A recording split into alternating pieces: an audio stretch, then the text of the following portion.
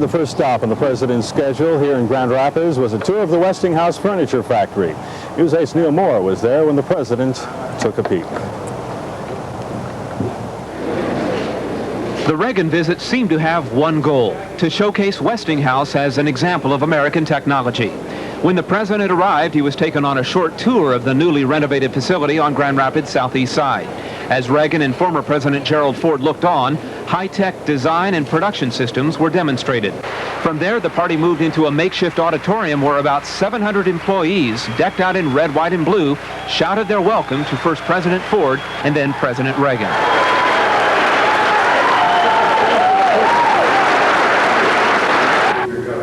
The president commented on this morning's bombing incident in Lebanon, calling it a cowardly act, but said America remains committed to peace.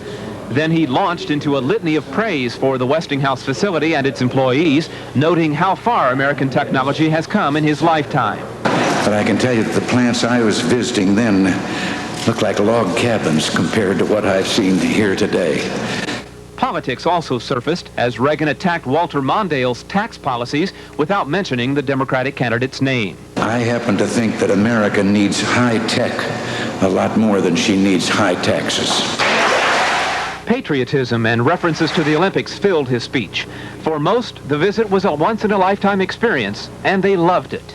I think it was great. I think it was real good, and I like him very much, and I say God bless President Reagan. The president said he was most impressed by a sense of family at this plant, the kind of attitude he says is necessary for American industry to remain strong. With the president, Neil Moore, News 8. Ford recognized the effort to bring respect to the local furniture market. When I come here today and see what has been built by Westinghouse and what is done by all of you, I see the skills and the craftsmanship still exists in this community.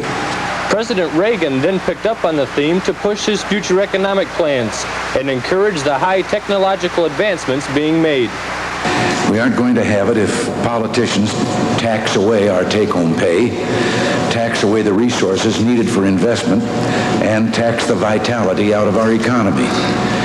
Now, I wouldn't want to strike a partisan note, but I happen to think that America needs high tech a lot more than she needs high taxes.